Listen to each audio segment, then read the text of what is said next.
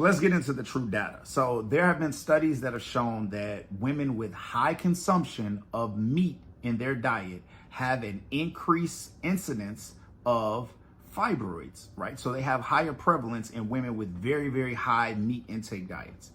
There has not been a true link in multitudes of studies that show that women that consume dairy have a higher level or incidence of fibroid. To a bigger point, there are really no studies that show the link of processed meats and how that contributes to the growth of fibroid production.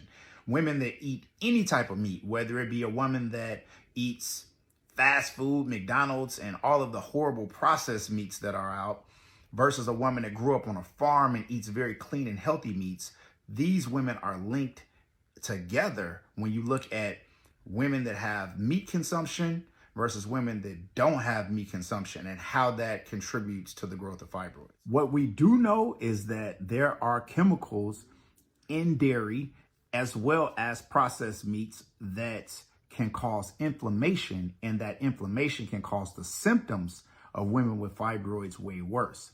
We do not know for certain about how those things contribute to the actual growth of the fibroid. So what current research is actually showing us is that there are genes that code for fibroid growth. And for women with the genes that are coding for fibroid growth, deficiencies in things such as vitamin D are showing to be linked to women with these particular genes and fibroid formation. What we do know is that fibroid formation and growth is multifactorial, meaning that there's not one particular thing that is causing fibroids to form and grow.